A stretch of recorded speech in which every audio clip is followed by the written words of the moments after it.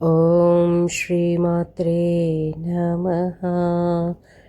శ్రీపాద సప్తతి 29వ శ్లోకం నుండి 35వ శ్లోకం వరకు. 29వ శ్లోకంలో దేవి యొక్క పాదగోళ్ల నుండి వెలువడే తెల్లని స్వచ్ఛమైన కాంతి కిరణాలు అన్ని దిక్కులకు వ్యాపించి ఉన్నాయి. ఆ సమయంలో అమ్మను దర్శించుకోవడానికి శివుడు, బ్రహ్మ, విష్ణువు, ఇంద్రుడు వచ్చారు.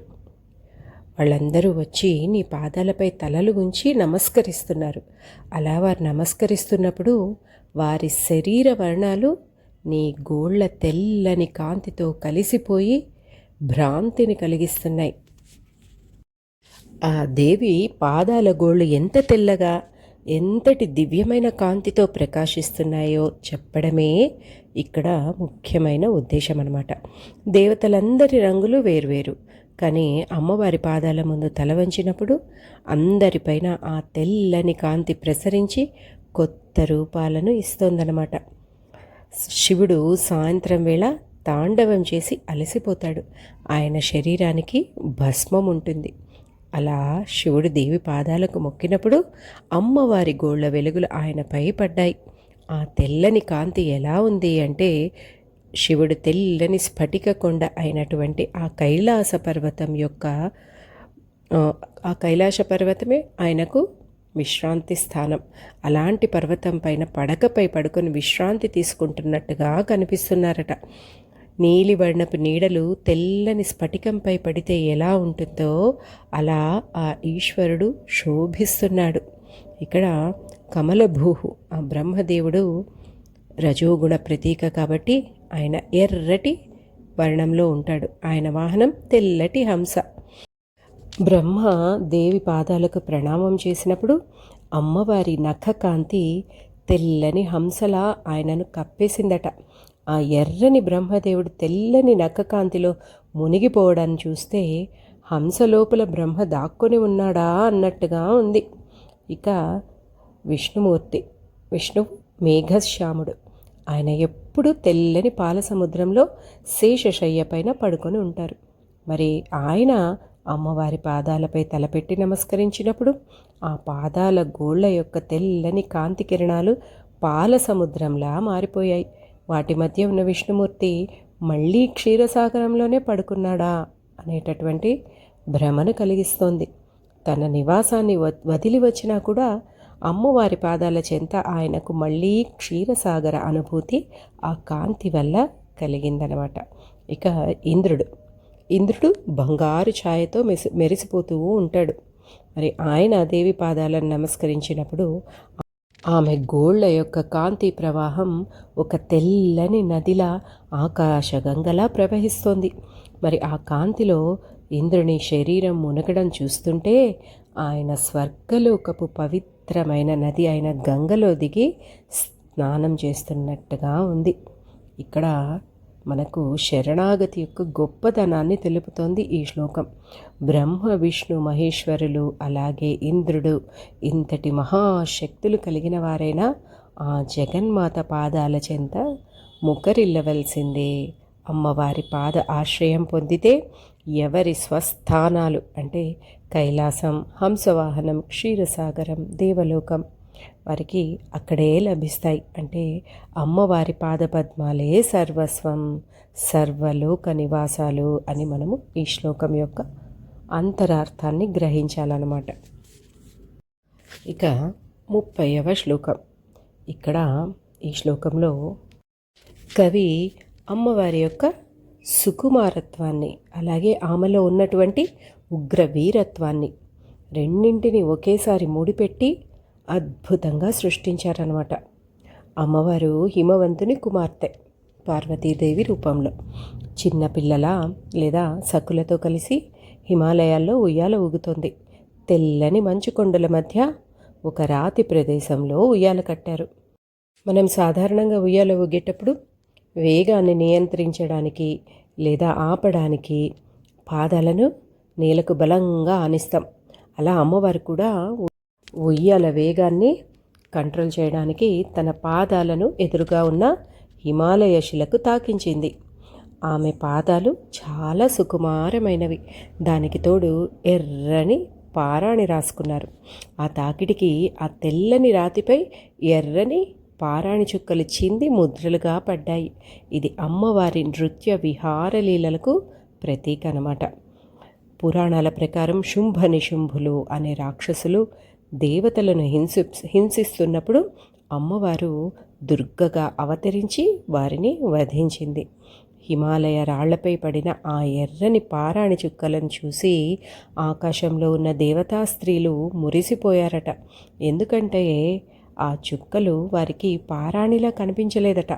భవిష్యత్తులో అమ్మవారి చేతిలో చావబోయే ఆ శుంభాసురుని రక్తపు చుక్కల్లా కనిపించాయట. ఆహా, అమ్మవారు ఇప్పుడే రాక్షస సంహారానికి నాంది పలికింది అని భావించి ఆనందంతో ఆ గుర్తులను నమస్కరించారనమాట. మరి అమ్మవారు చేసే ప్రతి చిన్న లీలా వినోదం వెనుక కూడా జగత్ కళ్యాణం దాగి ఉంటుంది. ఆమె ఉయ్యాల ఊగడం అనే లౌకిక క్రియలో కూడా దుష్ట శిక్షణ అనే భవిష్యత్తు కార్యం దాగి ఉంది. పారాణి అనేది అత్యంత మంగళకరమైనది, సౌభాగ్యానికి ప్రతీక. రాక్షసుని రక్తం అనేది లోకానికి పట్టిన పీడ వదలడానికి గుర్తు. అమ్మవారి పాదాల పారాణిని ఆశ్రయిస్తే అది మన జీవితాల్లోని సమస్త అమంగళాలను, అంతఃశత్రువులను, ఏంటవి, కామక్రోధ లోభ మోహ మద మాత్సర్యాలు రాక్షస సంహారంలాగా తుడిచిపెట్టి మంగళాన్ని చేకూరుస్తుంది అని కవి ఈ శ్లోకం ద్వారా మనకు వివరిస్తున్నారు.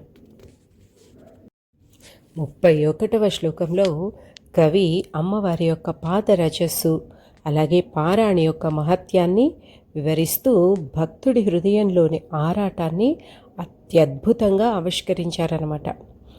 అడవుల్లో ఉండే యోగులు లౌకిక సుఖాలను, అలంకారాలను వదిలేసి నుదుట 3 తెల్లని విభూతి రేఖలను, త్రిపురాండ్రాలు అంటారు దాన్ని, అలాంటి విభూతి రేఖలను ధరిస్తారనమాట. ఇది వైరాగ్యానికి, శివతత్వానికి గుర్తు. శైవ సంప్రదాయంలో తెల్లని విభూతి రేఖల మధ్య ఎర్రటి కుంకుమ పెట్టడం పరిపాటి. దీన్ని శివశక్తి ఐక్య స్వరూపం అంటారు. ఇక్కడ యోగులు శిలలపై ఉన్న అమ్మవారి ఎర్రని పారాణిని తీసుకొని తమ తెల్లని విభూతి రేఖల మధ్య పెట్టుకుంటున్నారు.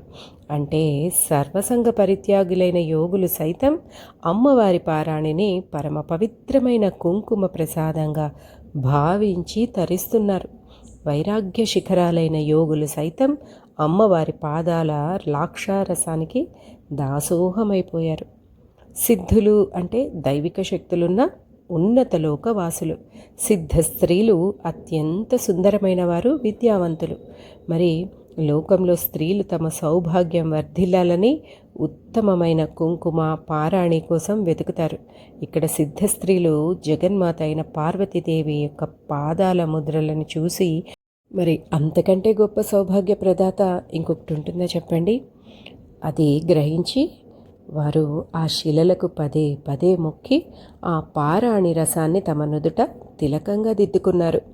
ఇక నేను ఇలాంటి పాదాన్ని ఎప్పుడు చూస్తానో కదా అని కవి ఆవేదన పడుతున్నారు. యోగులకు, సిద్ధులకు లభించిన ఆ మహాభాగ్యం ఒక సాధారణ భక్తుడిగా నాకు ఎప్పుడు లభిస్తుంది అనేటటువంటి భక్తి పారవశ్యం మనకిందులో కనిపిస్తుంది. అమ్మవారిని కేవలం దూరం నుండి పూజించడం కాదు, ఆమె నడిచిన బాటలో ఆమె పాదాల గుర్తులను తాకుతూ తరించాలనే జీవాత్మ పరమాత్మ అనుసంధాన తపన ఇందులో మనకు వ్యక్తమవుతుందన్నమాట. అలాగే యోగుల నుదుట ఉండే తెల్లని విభూతి శివుడైతే వారు దిద్దుకున్న ఎర్రని పారాణి శక్తి. ఈ శ్లోకం శివశక్తుల అభేదత్వాన్ని సూచిస్తుంది. అలాగే నవవిధ భక్తులలో మనకు పాద సేవనం అత్యున్నతమైనది. అమ్మవారి పాదాలను ఆశ్రయిస్తే యోగులకు ముక్తి, సంసారులకు భోగభాగ్యాలు, సౌభాగ్యం లభిస్తాయి. లోకంలో ఉన్న సమస్త ఆధ్యాత్మిక లౌకిక శక్తులు అమ్మవారి పాదాల పారాణిలోనే లీనమై ఉన్నాయన్నమాట. ఈ శ్లోకం ద్వారా మనం అమ్మవారి పాదపద్మాలను, ఆమె నడిచిన గుర్తులను సైతం ఆరాధించడం వల్ల అత్యున్నతమైన యోగ సిద్ధి, అలాగే ఆధ్యాత్మిక స్థితి ఐహిక సుఖాలు రెండూ లభిస్తాయి అని కవి చెప్తున్నారు. ఈ 32వ శ్లోకంలో కవి తన కవిత్వంలో చమత్కారాన్ని కూడా జోడించారు. ఒక పక్క అమ్మవారి పాదపారాణి వైభవాన్ని చెప్తూనే మరో పక్క వైకుంఠంలోని లీలా వినోదాన్ని ఇక్కడ జోడించారనమాట. సాధారణంగా రాజులు, దేవతలు కిరీటాలు ధరించి నమస్కరిస్తారు. విష్ణుమూర్తి కిరీటం నవరత్న ఖచ్చితమైన ఉన్నటువంటిది. అమ్మవారి పాదాల పారాణి ఎంత దట్టంగా ఎర్రగా ఉందంటే విష్ణువు శిరస్సు వంచి నమస్కరిస్తున్నప్పుడు ఆ రత్నాల కిరీటంపై పారాణి ముద్రలు స్పష్టంగా పడ్డాయి. ఆ పారాణి రంగు అంత సులభంగా చెరిగిపోదు. మరి లోకంలో ఒక భర్తకి 2 భార్యలు ఉన్నప్పుడు భర్త ఎవరిపై ఎక్కువ ప్రేమ చూపిస్తున్నాడనే చిన్న అసూయ భార్యల మధ్య సహజంగానే ఉంటుంది. ఒకవేళ విష్ణుమూర్తి లక్ష్మి దగ్గరికి వెళ్ళినప్పుడు తలపై ఎర్రటి గుర్తుంటే నువ్వు భూదేవిని ప్రసన్నం చేసుకోవడానికి ఆమె కాళ్లపై పడ్డావా అని లక్ష్మి నిలదీస్తుంది. పోనీ భూదేవి దగ్గరికి వెళ్తే ఆమె కూడా అలాగే అడుగుతుంది. మరి ఇక్కడ చమత్కారం ఏంటయ్యా అంటే ఆ ఎర్రని గుర్తు జగన్మాత పాదపారాణిది. కానీ ఆ 2 దేవేరులకు విష్ణువు అమ్మవారిని దర్శించుకుని వచ్చాడనే విషయం స్ఫురించదు. వారు లౌకికమైన భార్యల్లాగా ప్రణయ కోపంతో భర్తను నిలదీస్తారు. మరి లోకాలను రక్షించే ఆ జగన్నాథుడు రాక్షసులను సైతం ఒకే ఒక దెబ్బతో సంహరించే ఆ పరమాత్ముడు తన 2 భార్యల మధ్య వచ్చే కలహాన్ని తట్టుకోలేక చేతులెత్తేస్తాడు. మరి నేను ఎవరి కాళ్ళు పట్టుకోలేదు, ఇది జగన్మాత పాదపారాణి ప్రసాదం అని ఆయన ఎంత మొత్తుకున్నా ఆ దేవేరులు నమ్మరు. వారిని సమాధానపరచడానికి ఆయన పడే అవస్థ అంతా ఇంత కాదు అని కవి ఇక్కడ చమత్కరిస్తున్నారనమాట. సృష్టి స్థితి లయాకారకులలో స్థితికారకుడైన శ్రీ మహావిష్ణువు అంతటి వాడే జగన్మాత పాదాలకు సాష్టాంగ ప్రణామం చేస్తున్నాడు అంటే అమ్మవారి సర్వోత్కృష్టత ఇక్కడ నిరూపితమవుతోంది. అమ్మవారి పాదాల పారాయణ అనేది మహాప్రసాదం. ఆ ప్రసాదం తలపై ఉంటే అది ఎంతటి పరమాత్ములనైనా లీలల్లో ముంచెత్తుతుంది. భక్తుడైన విష్ణుమూర్తికి తన వల్ల ఎలాంటి లౌకిక ఇబ్బందులు రాకూడదని భావించి అమ్మవారే స్వయంగా తన పాదాలను కొద్దిగా వెనక్కి తీసుకోవాలని ఇక్కడ కవి ప్రార్థించడం అనేది భక్తుడికి భగవతికి మధ్య గల ఆత్మీయ అనుబంధాన్ని సూచిస్తుంది. ఇక 33వ శ్లోకంలో కవి దేవి పట్ల శివునికి గల ప్రేమను, లీలా వినోదాలను 3 విభిన్న రసాలతో మంగళ, శృంగార, వీర రసాలు ఈ 3 రసాలతో ముడిపెట్టి అద్భుతంగా వివరించారు. సనాతన హిందూ వివాహ పద్ధతిలో అశ్మారోహణము అంటే శిలారోహణం అనే ఒక ముఖ్యమైన ఘట్టం ఉంటుందన్నమాట.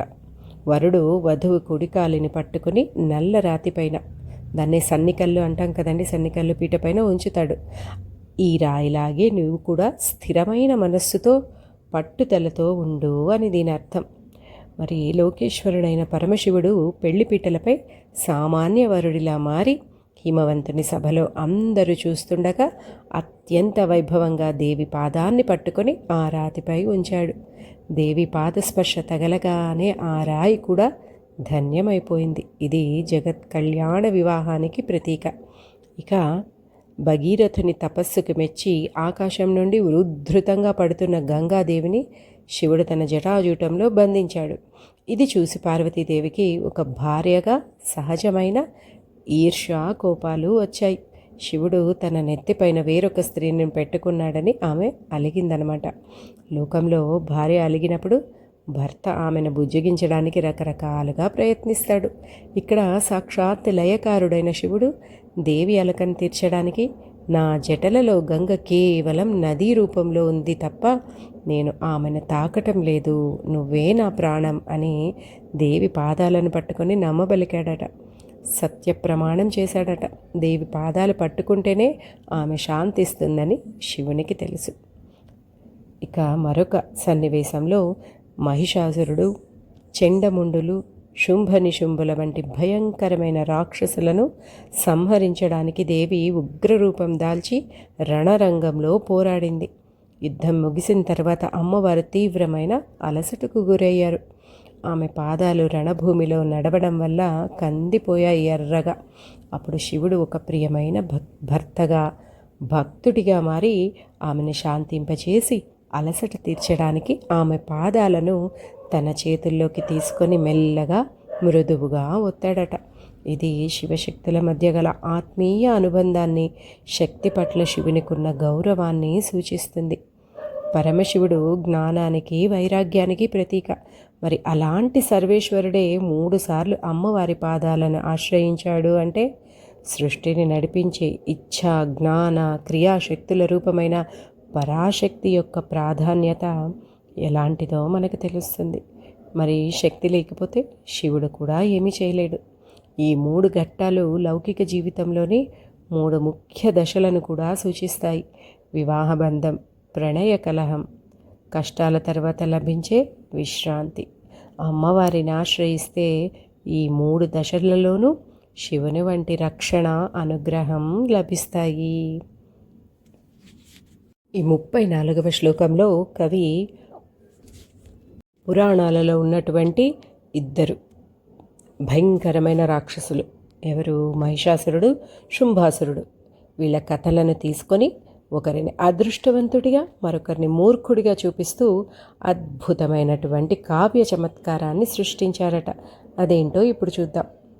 ప్రాచీన భారతదేశ శృంగార కావ్యాలలో ఒక సంప్రదాయం ఉంది. ఏంటయ్యా అది అంటే, భార్యాభర్తలు లేదా ప్రేమికుల మధ్య ప్రణయ కలహం జరిగినప్పుడు నాయిక కోపంతో నాయకుడిని తన పాదంతో మెల్లగా తాకుతుంది.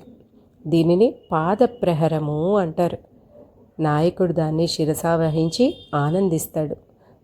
ఒకసారి శుంభాసురుడు అమ్మవారి సౌందర్యాన్ని చూసి మోహించి ఆమెను పెళ్లి చేసుకోవాలనుకుంటాడు. కవి దీన్ని ఎలా చమత్కరించారో చూద్దామా. వాడు అమ్మవారి చేత అలా ప్రేమతో కూడిన కాలి తన్ను తినాలని ఆశపడ్డాడు. కానీ వాడు రాక్షసుడు కావడం వల్ల ఆ ప్రేమికుడు స్థానాన్ని ఎలా పొందాలో వాడికి తెలియలేదు. అంటే ఉపాయం తెలియని అజ్ఞాని. ఇక మహిషాసురుడిని ఎలా కంపేర్ చేశాడనేది చూస్తే, మహిషాసురుడు దేవితో ఘోరమైన యుద్ధం చేశాడు.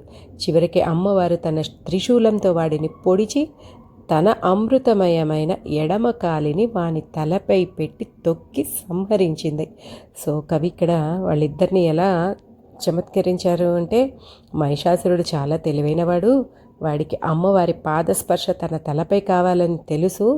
అందుకే వాడు భయంకరమైన దున్నపోతు రూపంలో వచ్చి ఆమెతో యుద్ధం చేసి చివరికి ఆమె పాదాన్ని తన తలపై పెట్టించుకొని ముక్తిని పొందాడు. కానీ శుంభుడు అలా యుద్ధం చేయకుండా కేవలం దూరం నుండి మోహించాడు. అందుకే వాడికి ఆ పాదస్పర్శ లభించలేదు అని. అమ్మవారు రాక్షసులను సంహరించినా అది వారిని శిక్షించడానికి కాదు, వారిలోని అజ్ఞానాన్ని తుడిచిపెట్టి వారికి ముక్తిని ప్రసాదించడానికి. మహిషాసురుడు దుష్టబుద్ధితోనే వచ్చిన అమ్మవారి పాదముద్ర వారిని శిరస్సుపై పడటం వల్ల వాడు పవిత్రుడైపోయాడు. పవిత్రుడై అమ్మ చెంతనే నిలిచాడు. సర్వసంగ పరిత్యాగులైనటువంటి యోగులు ఏ పాదపద్మాల కోసం తప్పిస్తారో అలాంటి పాదస్పర్శను ఆ రాక్షసుడు యుద్ధం ద్వారా పొందాడు. కవి ఇక్కడ వ్యంగ్యంగా, అమ్మ నీ పాదస్పర్శ కోసం రాక్షసులు కూడా రకరకాల ఉపాయాలు వేసి మరీ పొందారు. మరి నీ భక్తుడివైన నాకు నీ పాదసేవ ఎప్పుడు దొరుకుతుంది అని తన ఆరాటాన్ని ఇక్కడ ప్రకటిస్తున్నారన్నమాట. ఈ 35వ శ్లోకము శృంగారం, హాస్యము, వీరరసాల అద్భుతమైన సమ్మేళనం. దేవుళ్ళ మధ్య ఉండే పవిత్రమైన దాంపత్య లీలలను కవి లౌకిక ఉదాహరణలతో మనకు ఎంతో మనోహరంగా కళ్ళకు కట్టినట్టుగా చెప్పారనమాట. ఇక్కడ అమ్మవారు మహిషాసురుణ్ణి తన కాలి కింద వేసి తొక్కి సంహరించింది.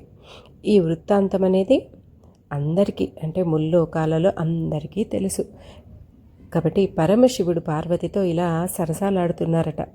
ఆమె కోపంతో తన తలపై కాలితో తట్టగానే శివుడు, అమ్మా రాక్షసుడైన మహిషాసురుణ్ణి కదా నువ్వు కాలి కింద వేసి తొక్కాలి, నేనేమైనా మహిషుణ్ణా, నన్నెందుకు తొక్కుతున్నావు అని లోక ప్రసిద్ధమైన కథను తన దాంపత్య జీవితానికి ముడిపెట్టి పరిహాసం చేశారు.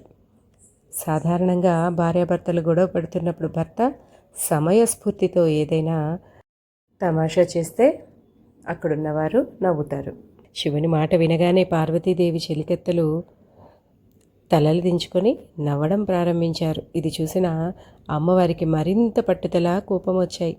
నువ్వు తప్పు చేసి పైగా నన్నే పరిహసిస్తున్నావా, వీరందరి ముందు నన్ను నవ్వులు పాలు చేస్తావా అనే కోపంతో ఆమె శివుడిని వదలకుండా రెండోసారి కూడా పాదంతో గట్టిగా తన్నిందట. శివునికి ఆమెపై ఉన్న అమితమైన ప్రేమ, అమ్మవారి సర్వాధికారత ఇక్కడ మనకు స్పష్టమవుతున్నాయి. శివుడు కూడా ఆమె ఆగ్రహాన్ని, ఆ పాద తాకిడిని ప్రసాదంగా భావించి పరమానందం చెందాడు. యోగుల హృదయాలలో నివసించే ఆ పరమశివుడు దేవి పాదస్పర్శ కోసం ఎంతగా తపిస్తున్నాడో ఈ శ్లోకం చెప్తుంది. మొదటి దెబ్బ తగలగానే రెండో దెబ్బ కూడా తినాలనే ఆశతోనే ఆయన కావాలని చెలికత్తెల ముందు ఆ చమత్కార బాణాన్ని విసిరాడు. ఆయన అనుకున్నట్టే దేవి కూడా రెండోసారి ఆయనపై పాదం మోపింది. అంటే భగవంతుడు కూడా పరాశక్తి పాదదాస్యాన్ని ఎంతగా కోరుకుంటాడో దీని ద్వారా తెలుస్తుంది. మహిషాసురుణ్ణి తొక్కడం అంటే బాహ్య శత్రువుని నాశనం చేయడం. శివుని తలపై పాదం పెట్టడము అంటే జ్ఞానస్వరూపుడైన శివునితో శక్తి పూర్తిగా ఐక్యమవ్వడం. ఈ శ్లోకం కేవలం ఒక ప్రణయ లీలే కాదు, శివశక్తుల పరమార్థ సమైక్యతకు కూడా సంకేతం. ఈ శ్లోకాలు స్మరించడం వల్ల భార్యాభర్తల మధ్య ఉండే చిన్న చిన్న మనస్పర్ధలు, గొడవలు తొలగిపోయి ప్రణయపూర్వకమైన అనురాగం, హాస్యం, అన్యోన్యత పెరుగుతాయని పెద్దల విశ్వాసం. ఓం శ్రీమాత్రే నమః.